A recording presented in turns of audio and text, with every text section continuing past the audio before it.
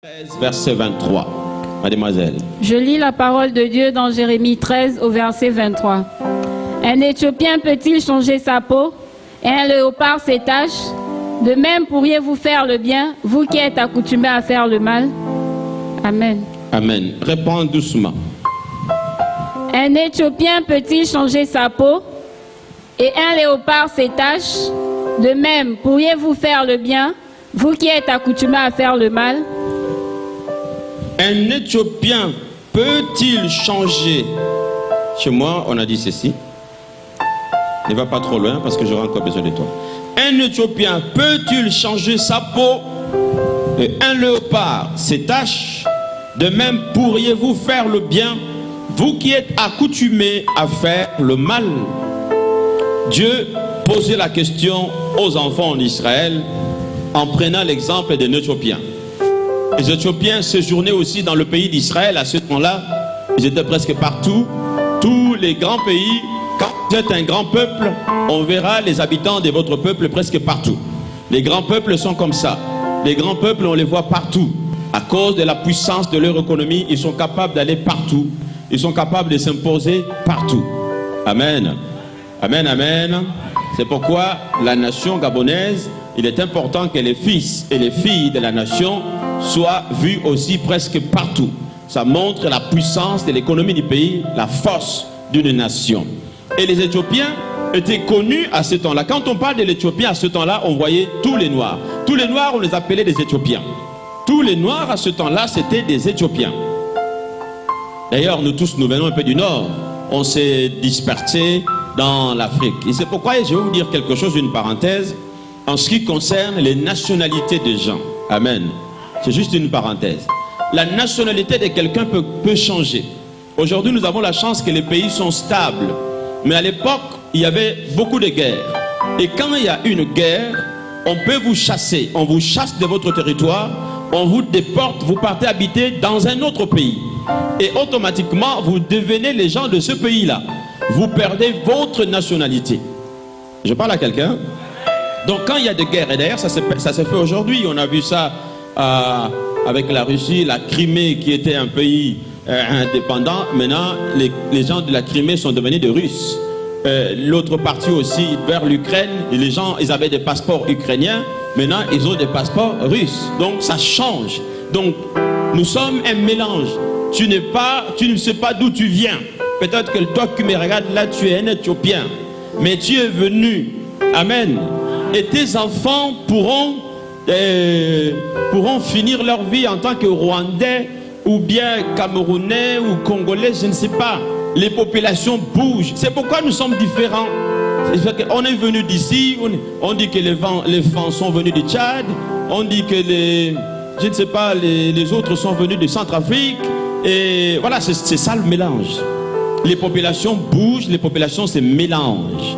C'est pourquoi vous allez voir qu'il y a des gens, par exemple au Gabon, ils sont gabonais, mais ils ont des parents qui sont au Congo, qui sont congolais. Il y a des gens qui sont au Gabon, les femmes, ils ont des familles en Guinée équatoriale, ils ont des familles au Cameroun. Parce que les populations bougent. À cause des guerres, les gens se sont déplacés ici et là. Amen, amen. Ce sont seulement les frontières que l'homme a mis. Mais en réalité, nous sommes un seul et même peuple. Et les frontières peuvent nous séparer. Même à l'église, il ne faut pas qu'il y ait des frontières. Voilà, les frontières dans une église, ça peut séparer les gens. Les gens qui étaient ensemble, maintenant on commence à voir l'autre comme un inconnu, comme un homme différent. Non, il faut briser les frontières. Amen, amen. Alors un Éthiopien, et tous les Noirs étaient considérés comme les Éthiopiens. Mais à ce temps-là, Dieu a remarqué dans le pays d'Israël des gens qui avaient un comportement bizarre. Malgré la parole de Dieu, malgré la gloire de l'Éternel, malgré tout ce qu'ils voyaient, mais ils ne changeaient pas. Ils étaient Israéliens ou Israélites, mais ils avaient des comportements qui n'étaient pas dignes d'un Israélien. Et c'est comme ça que Jérémie vient. Il parle, à ce temps-là, au temps de Jérémie, Israël avait péché. Et les prophètes sont venus pour faire des remarques ou des reproches au peuple, en disant, vous avez péché, repentez-vous. Les gens ne changeaient pas. Les gens ne se repentaient pas. Alors Dieu était étonné. Il dit, malgré la parole, malgré les enseignements, malgré la puissance, Mais ces gens ne changent pas. C'est comme ça que Dieu les compare à la peau d'un Éthiopien. Le prophète vient, il dit au peuple, vous savez pourquoi ils ne changent pas? Il dit, est-ce que vous avez déjà vu la peau d'un Éthiopien changer?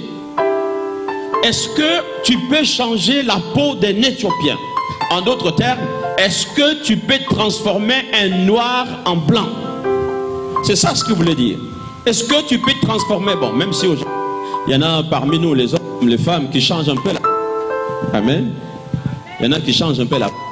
C'est pas grave, tu peux changer ta peau, mais je te donne un rendez-vous. Tôt ou tard, tu reviendras comme moi. Tôt ou tard, on va se retrouver. Amen, amen. Bon, tu peux, c'est juste un temps. Hein, fais ce que tu veux. Mais je te donne une promesse. Tôt ou tard, on va se retrouver. Parce qu'on ne peut pas changer la peau d'un Éthiopien. Amen, amen, amen. Est-ce que je parle à quelqu'un? Si quelqu'un veut changer sa peau, laisse-le. Si c'est un homme, laisse-le. Si c'est une femme, laisse-la. Peut-être ça donne sa beauté, chacun veut sa beauté comme il veut. Moi, je ne condamne pas les gens. Je ne suis pas là pour condamner quelqu'un. Mais je leur donne toujours un rendez-vous. Le rendez-vous, c'est qu'à un moment, ça ne peut plus changer. À un moment, on redevient comme on était avant. Car la Bible dit, on ne peut pas changer la peau d'un Éthiopien.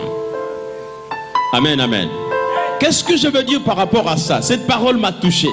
Quand Dieu dit, est-ce que tu peux changer la peau d'un Éthiopien? Dieu voulait dire par là qu'il y a des gens, on a du mal à les changer. Amen, amen. Dites amen. Il y a des gens, malgré la parole de Dieu, ils ne changent pas. Il y a des gens, malgré ce qu'ils écoutent, ils demeurent les mêmes. Leur nature, ils ne le changent pas. Ou, il y a aussi d'autres personnes, ils ont quand même changé. C'est-à-dire qu'ils se sont convertis. Ils sont devenus chrétiens. Et leurs mauvaises habitudes, ils ne les ont pas changées. Ils ne les ont pas abandonnées. Et ils les traînent dans leur vie chrétienne. Ils le traînent même dans leur ministère. Parce qu'il se pourrait qu'un jour, le Seigneur t'appelle au ministère. Tu deviens un serviteur de Dieu. Tu deviens une servante de Dieu. Mais laisse-moi te dire ceci. Avoir le titre d'un serviteur de Dieu et être un véritable serviteur de Dieu, c'est deux mondes différents. Il faut que le serviteur de Dieu soit conforme à l'éthique d'un serviteur de Dieu. Sinon, nous risquons d'être comme ce que dit cette parole. On ne peut pas changer la peau d'un Éthiopien. Par là, le prophète voulait dire tout simplement, il y a des personnes, malgré l'approche avec Jésus, malgré l'approche avec Dieu, mais ils restent les mêmes. Ils demeurent les mêmes. Et ça, quand on demeure la même personne, qu'on n'a pas connu le changement dans sa vie, ça va coûter très cher. Amen. Dites amen. Je vous prends un exemple précis. Vous voyez Judas. Dites avec moi Judas. Judas l'Iscariote, comme on l'appelle. Judas était avec Jésus. Il a marché avec Jésus. Il a goûté au don de l'esprit avec les autres apôtres. Quand les autres apôtres sont allés faire les miracles, Judas était aussi avec eux. Quand il y a eu les miracles de Jésus, Judas était toujours là. Mais cela n'a pas changé Judas. Cela n'a pas changé Judas et cela n'a pas permis à Judas de rentrer au ciel. Pourquoi? Parce que Judas avait en lui un vice, un mauvais comportement qu'il n'avait pas abandonné. Judas était un voleur. Judas était un voleur. Vous savez, je vais vous dire une chose. Judas n'était pas un ennemi de Jésus. Je vais vous dire, Judas n'était pas... Les gens, souvent, quand on parle de Judas, ils voient que c'est un ennemi. Non. Judas n'était pas un ennemi de Jésus. Judas était un ami de Jésus. Je peux vous le prouver, c'est que Judas mangeait souvent dans la même assiette que Jésus. Le jour de la trahison, la Bible dit, Jésus a dit, je vous ai tous choisis, mais l'un de vous me trahira. Et les autres ont posé la question, Seigneur, comment le reconnaître? Il a dit, vous allez voir, c'est lui qui va tremper le pain dans la même soupe que moi. C'est celui-là qui me trahira. Et Judas était là, pendant que Jésus parle, Judas coupe le pain, il le trempe dans la même soupe marqué Jésus? Parce que c'était ses habitudes. Il mangeait toujours avec Jésus. Judas, jusqu'à ce moment-là, il n'était pas encore mauvais. Jusqu'à ce moment-là, Judas n'était pas encore mauvais. On refuse le nom de Judas dans nos vies pour rien. En réalité, le nom de Judas, c'est un bon nom. Amen. Mais qu'est-ce qui s'est passé? Il s'est passé que le diable est entré en Judas. Le diable n'était pas tous les jours avec Judas. Le diable est entré en Judas au moment où on cherchait comment trahir, comment arrêter Jésus. Qu'est-ce qui a fait que le diable puisse entrer dans le corps de Judas? Dites avec moi. Qu'est-ce qui a fait que le diable entre en Judas? Je vous le montre. Ce qui a fait que le diable entre en Judas, c'est le côté voleur de Judas. Judas, il volait. Et même l'argent qu'on mettait dans les offrandes de Jésus, c'est Judas qui le gérait et il volait. Et il savait que c'est mauvais de voler. Il était avec le maître, mais il vole. Amen. Il vole même l'argent de Jésus. Il vole. Ces côtés-là, ces vices-là, a été une porte ouverte pour le diable. Et quand les gens cherchaient à arrêter Jésus, écoutez-moi bien, quand ils cherchaient à arrêter Jésus, ils ont dit comment nous allons faire pour l'arrêter? Comment nous allons faire pour l'arrêter? Ils ont trouvé une faille, la faille d'argent. Je vais te révéler une chose. La tentation d'argent est une tentation dangereuse. Beaucoup n'arrivent pas à résister à la tentation d'argent. Parce que Jésus le Christ lui-même a dit, on ne peut pas servir 2 maîtres à la fois. Et les 2 maîtres là, c'est qui? Il n'a pas dit Dieu et le diable. Non. Il a dit, on ne peut pas servir 2 maîtres à la fois. Dieu et qui? Mammon. Mammon, c'est l'esprit d'argent. C'est pourquoi quand quelqu'un aime trop l'argent, il tombera. Et c'est une porte. Et quand il y a la tentation d'argent, je crois que si on te tente avec l'alcool, tu peux résister. Si on te tente avec une femme ou avec un homme, tu peux résister. Mais la tentation d'argent, là c'est le dernier coup de sifflet. La seule chose que tu dois faire, fuis, cours. Il n'y a qu'une seule personne qui a résisté à cela dans l'Ancien Testament, c'est Joseph. Malgré l'argent qu'on lui a présenté, il a résisté. C'est le seul, mais ça lui a coûté la prison. Et dans le Nouveau Testament, le diable a résisté à cela, chez Jésus-Christ lui-même. Le diable lui a dit, si tu m'adores, je te donne tout l'argent du monde. Mais il a dit, on n'adore que Dieu l'Éternel, lui seul. Amen. Même moi qui vous parle, s'il y a une tentation d'argent, je n'ai qu'une seule issue, c'est de fuir et de courir. Parce que devant l'argent, l'homme devient faible. Et là, c'était la faille de Judas. Le fait qu'il volait l'argent, il y avait une faille à laquelle il ne pouvait pas résister. Quand on est venu lui présenter l'argent pour qu'il trahisse Jésus, la Bible parle de 30 pièces d'argent. Les 30 pièces d'argent, si on les met en valeur aujourd'hui, c'est des millions. C'est des millions. Et quand Judas voit l'argent, quand il voit l'argent, il dit, oh, ça c'est ce que j'aime. Il ne pouvait pas résister à cette tentation-là. Et c'est comme ça qu'il a dit, bon, je vais vous le trahir. Lui, il croyait qu'on va juste arrêter Jésus, on va le mettre en prison, on va le relâcher après, et après il va prendre son argent. Il ignorait que cela conduirait Jésus à la mort. Judas a pris l'argent. Vous voyez, c'est cette faille-là qui était en Judas. C'était ça, sa peau d'Éthiopie. C'était en lui, il n'arrêtait pas ça. D'ailleurs, la Bible dit, un jour, quand une femme a versé le parfum sur le corps de Jésus, Judas a dit, mais c'est un gâchis. Il fallait vendre ce parfum et donner cet argent aux pauvres. Et la Bible dit, il ne le disait pas parce qu'il avait le souci des pauvres. Mais comme il gardait la bourse, donc l'argent, la caisse, il volait. Pour lui, il fallait qu'on vende ce parfum, qu'on lui amène l'argent. Judas aimait l'argent plus que les hommes. Et quand tu aimes quelque chose de mauvais, plus que Dieu, plus que toi-même, sache que tôt ou tard, ça te conduira dans un grand trou. Je parle à un homme ce matin. Je parle à une femme ce matin. Alors quand Jérémie dit, peut-on changer la peau d'un Éthiopien? Je me suis posé la question, pourquoi Jérémie pose cette question sous l'inspiration de Dieu? Et c'est Dieu qui parle à Jérémie. C'est qu'il y a parfois en nous, les humains, certains comportements, certaines habitudes que nous n'avons pas totalement abandonnées. Et si nous ne les abandonnons pas, ça nous coûtera cher. Ça va nous coûter cher. De la même manière que le vol, l'esprit de vol de Judas lui a coûté. Parce que quand Judas a vu qu'on a arrêté Jésus, Judas a dit non, prenez votre argent, libérez-le. Non, on ne prend plus ton argent. Lui, on l'a arrêté, on va le tuer. Judas, qu'est-ce qu'il a fait? Il a dit, je ne pensais pas que vous allez le tuer. Judas lui-même, il a pris l'argent, il l'a jeté par terre et il a laissé pendre. Et il est mort, il a été disqualifié et son nom est connu comme le nom de la traîtrise dans le monde entier. Vous voyez, c'est son défaut qu'il n'avait pas abandonné, qu'il n'avait pas délaissé, mais qui l'a conduit à la destruction. Nous avons souvent chacun de nous un côté mauvais que nous n'avons pas encore laissé. Si ce côté nous ne le laissons pas, ça va nous coûter cher, ça va nous coûter très cher.